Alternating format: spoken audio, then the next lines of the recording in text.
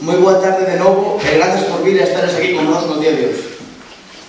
A día de hoxe estamos atravesando un momento duro. Nós, a xente de a pé, a xente que fai país. O número de parados non para de medrar. Afortunado é quen ten un traballo e os impostos a subir seguido. Na mentres, as estadísticas están a referir que cada vez hai máis ricos, os ricos máis ricos e os pobres máis pobres.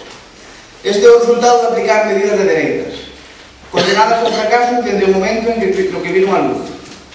E no momento do fracaso, aí estiveron eles, para adoptar medidas de dereitas. E pregúntome eu, cando unha queimadura así botou a quente para a resfriada? Pero se buscamos as peores vítimas disto, atopámonos con que os peor parados son as novas xeracións, as mozas e os mozos.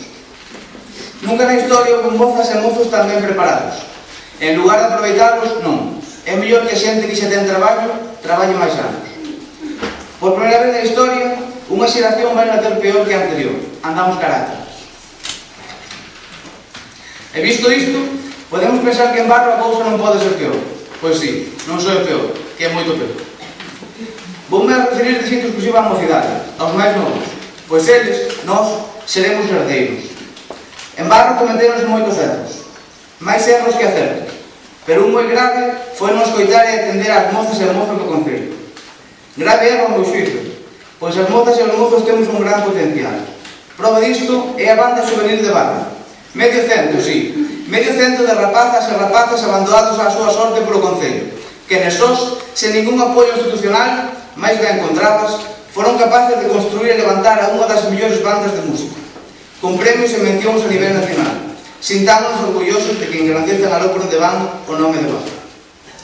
Entre outras cousas, carecen de un lugar de ensaio en condicións, traba que comparten os do grupo de danzas, que necesitan unha situación parecida. Por outra banda, está quen quere practicar deporte en Barro.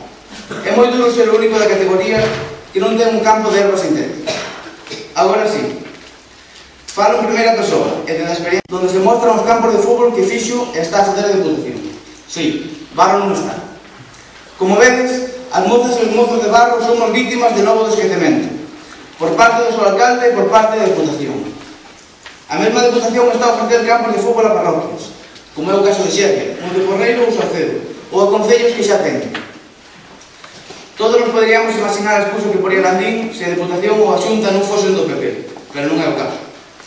Somos vítimas da despreocupación de quen nos goberna. Pero por que ten que ser sempre Barro quen se quede sen todo?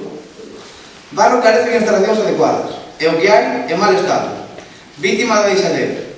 Prova disto son os vestuarios dos campos de fútbol os cales se atopan en condicións antixénicas. Tamén se pode ver a despreocupación do Concello pola cultura, cando a biblioteca se atopa no estado no que está. Barro carece de un auditorio, ou un lugar en condicións do século XXI, onde realizar un acto, actuacións musicais ou representacións teatrais.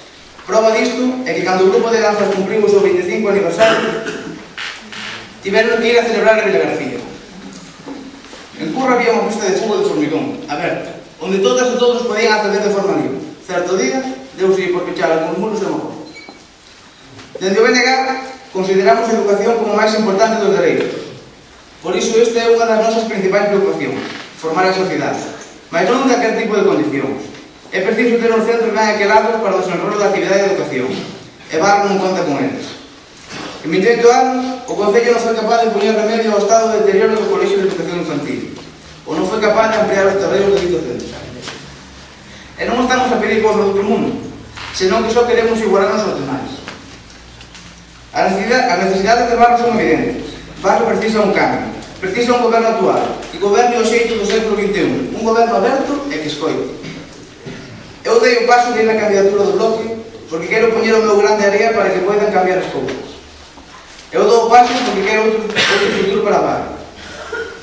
E dou a cara porque é nestes intres cando hai que decidir se queremos seguir baixando a cabeza e non ter nada ou unirnos a xente seria e honrada para loitar e conseguir cousas por Barro.